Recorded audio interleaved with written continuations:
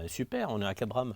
Bonjour Kamel. Et vous êtes avec moi. Ah ben voilà, et tu es avec moi aussi. Et on est avec toi aussi. Voilà. Parfait. Je suis le geek en chef chez Lombard International Assurance. Ok. En gros, tous les geeks de Lombard, c'est moi qui les chapeaute. Ok. Il faut servir le business et le target de l'IT, c'est servir le business. Et il y a aussi, je dirais, les besoins clients qui, eux, autorisent ou pas, je dirais, certaines solutions. Nous, on s'est rapproché le plus de ce que Abraham souhaitait avoir avec toute l'équipe. Justement, une question que je me pose. L'appel d'offres a été fait quoi? Il y a 1 an, 2 ans? Ah Combien de non, temps ça fait... Ça fait bientôt 2 ans. Ouais, Ça ouais. fait bientôt 2 ans. Comment vous faites pour rester up to date? Parce qu'au bout de 2 ans, il y a beaucoup de choses qui ont changé. Il y a des solutions cloud qui sont partout. Ça se trouve, je peux arriver et te proposer quelque chose où tu vas faire un gain énorme. Est-ce qu'il y a des choses, des ajustements que vous faites? Comment ça se passe?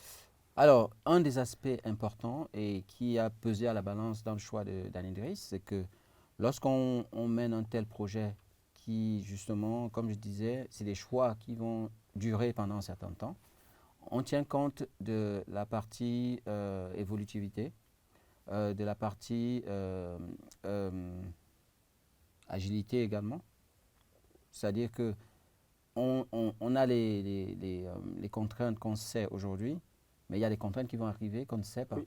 Il faut que les choix que nous faisons nous permettent de pouvoir aussi s'adapter à toutes les contraintes qui vont arriver parce que, comme l'a très bien dit Giovanni précédemment, le business est au cœur de tous les choix que nous faisons. C'est-à-dire que moi, en tant que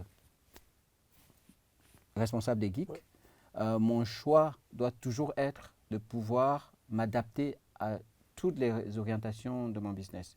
Et pour ça, les choix d'architecture que je fais doivent me permettre dans le futur de pouvoir également m'adapter à ce que mon business souhaiterait en termes de stratégie. Et justement, Giovanni, de ton côté, est-ce que tu te dis, mais c'est pas trop de pression là-dessus? Est-ce que tu te dis pas, mais je dois avoir une infrastructure assez large, assez ouverte pour pouvoir éventuellement pallier à tout changement, à toute contrainte, etc. Comment tu fais, toi, au jour le jour pour essayer En de... fait, ce qui est super important, si on prend le cas de Lombard et Abraham, à partir du moment où on a les idées claires, c'est-à-dire qu'on sait qu'on veut une solution qui doit être pérenne et robuste pour le business, il n'y a plus de problème en fait, on a tout de suite des choix qui sont orientés. Et dans le besoin qui était le cas il y a 2 ans et demi, 2 ans et demi.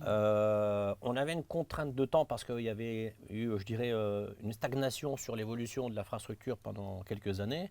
Et tu arrivais à un moment où c'était extrêmement compliqué, quoi. En fait, c'était très chaud et on a dû mettre tout de suite en place des solutions qui soient les plus ouvertes. Donc on a fait des propositions sur base d'architecture, d'évolutivité. Et je dirais c'est un vrai partnership, c'est une discussion de conseillers où je dirais on a eu des échanges, où on a fait des choix. Et c'est là où on fait la différence, c'est qu'on arrive à avoir une communication. On ne va pas répondre par un besoin simplement par un produit. C'est une communauté, c'est un choix qui est fait tous ensemble. Et est-ce qu'il y a eu des anecdotes un peu sympathiques, un peu rigolotes que vous pourrez partager sur ce projet, ou avant, après, ou voilà. On a vu arriver des Amazones, non, à un moment, je crois. Tout à fait. Non, mais je sais pas, est-ce qu'il y a eu des... Parce qu'il y a certaines fois, dans un tel projet, dans une telle transformation, à un moment donné, il y a eu peut-être des moments clés qui ont changé quelque chose. En fait, ce qu'il faut savoir, c'est que c'est des projets qui coûtent extrêmement cher à l'entreprise. Par contre, il s'agit des projets d'infrastructure. En gros, ce qu'il y a dans la cave, ce qui n'est pas visible. Souvent, il faut faire de la gymnastique pour pouvoir expliquer aux personnes qui sont très loin, très éloignées de ces considérations purement techniques, expliquer pourquoi on investit autant d'argent, quelle est la valeur ajoutée d'investir cet argent-là, et pourquoi il faut absolument le faire. Parce que le réflexe classique, c'est de dire « mais j'ai une infrastructure qui fonctionne, pourquoi je dois me lancer sur un projet aussi coûteux pour mon entreprise ?» Et justement, pourquoi? Justement, pourquoi vous avez dû changer? Parce que oui, c'est obsolète, etc. Mais si tu avais gardé la même infrastructure, Oui. où est-ce que tu sais un peu, si tu devais imaginer Alors, je vais répondre par une analogie. Alors, supposons que vous avez construit une maison qui est de plein pied. Ouais. Et quelques années plus tard, tu as besoin de construire des étages au-dessus parce qu'il y a de nouvelles idées qui ont germé entre-temps. Ta fondation, si elle a été faite pour une maison de plein pied, elle ne permettra pas de soutenir les étages que tu vas rajouter au-dessus. C'est exactement la même chose dans les systèmes d'information, c'est que ton infrastructure qui soutient l'ensemble, si tu comptes construire au-dessus, il faudra que ton infrastructure puisse supporter tout ce que tu vas construire. Et donc, pour revenir à Lombard, nous avions une infrastructure qui ne permettrait pas de soutenir les ambitions que nous avons avec notre business, notamment la transformation digitale. Il y avait un plan très ambitieux et pour ça, il fallait que nous ayons une infrastructure qui permette de soutenir ce plan-là. C'est la raison principale. Et donc, c'était un impératif pour notre business d'avoir une infrastructure qui puisse soutenir l'exécution de la stratégie. Maintenant, ça se fait dans la bonne humeur, attention. Oui, bah oui. Non, mais là, Non, parce que là, ça devient encore une fois parce que l'infra, très, parce que de l'infra, on a toujours l'impression que c'est un peu justement, c'est lourd, c'est pas les choses les plus sympathiques, les plus fun. voilà. Alors, est-ce qu'il y a des trucs fun? bien sûr. Qu'est-ce qu'il y a des trucs fun? Tout simplement, on fait des steerings avec Braham qui nous oblige à se voir assez régulièrement, quoi, en fait, hein, pour suivre le projet. Sinon, c'est pas possible. Et c'est très détendu. Hein. Voilà. Ouais, Donc, On n'est pas. C'est vrai, hein. C'est vrai que l'infrastructure, c'est très. Est-ce que c'est C'est pas la partie la plus fun, on va dire. est-ce qu'elle est déjà tombée l'infra? en fait, en général, on la relève tout le temps, quoi, en fait, hein, quand elle tombe. Bah, je vais répondre différemment. C'est-à-dire que c'est inévitable d'avoir des soucis. Hein. Oui. Je dis, tout Mais le monde Braham, même- l'informatique, c'est Voilà. que des soucis, c'est fait par C'est l'homme. que des soucis. Par contre, et là aussi, je pense qu'il faut tirer le chapeau aux experts chez toi. C'est que, Et ton équipe, et mon équipe, évidemment. Moi, je ne le dis plus parce que je suis entouré des meilleurs. c'est clair. Et donc, Mais c'est la conjugaison c'est je dirais, c'est- des deux équipes. la qui réalité de permet. ce qu'on a fait Voilà. ensemble, c'est d'avoir quelque chose de résilient. C'est-à-dire ça tombe, mais vu qu'on a une redondance, pour le business, c'est transparent dans la plupart des cas.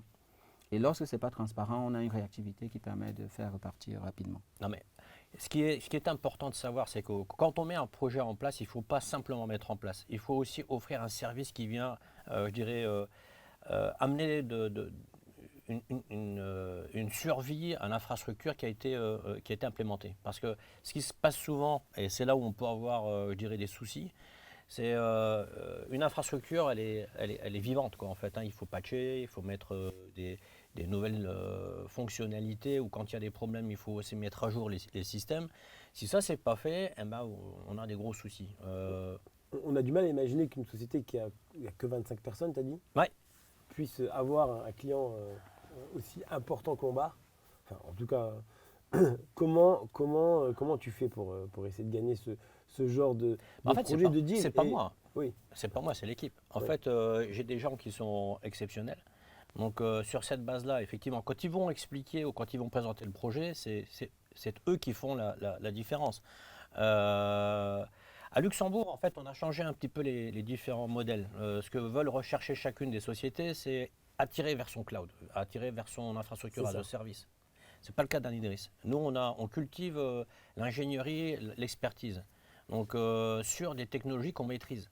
Donc à partir du moment où on maîtrise des technos, c'est beaucoup plus simple de supporter les clients au travers d'un contrat qui est au-dessus, je dirais, de la maintenance du constructeur. Donc du coup, ça permet, quand on a des soucis, on imagine, tu l'as dit tout à l'heure, que tu as une informatique qui tombe, nous on revient, on va mettre les pansements, on met tout ce qu'il faut, c'est le CHL ou l'hôpital du Kirchberg de Luxembourg, mais pour l'IT, tu es d'accord, Oui, Abraham? on évite d'être en réanimation. Voilà, c'est ça. Alors, on évite tous le bouche à bouche, parce que c'est quand même, avec Covid, c'est moyen, quoi, en fait, hein. Mais sur les systèmes, ça va, c'est que des systèmes d'information, quoi, en fait, hein. Mais bon, c'est un peu le modèle. Ce qu'on veut, c'est garder, je dirais, un modèle d'expertise. On ne va pas faire 1001 métiers. C'est être le plus supportif et le flexible, parce qu'on est quand même à Luxembourg et c'est assez petit en taille. Donc on peut être très rapidement chez le client. On peut offrir, je dirais, une compétence sur un domaine où on n'a pas besoin d'aller chercher en Belgique, en Allemagne ou en Chine.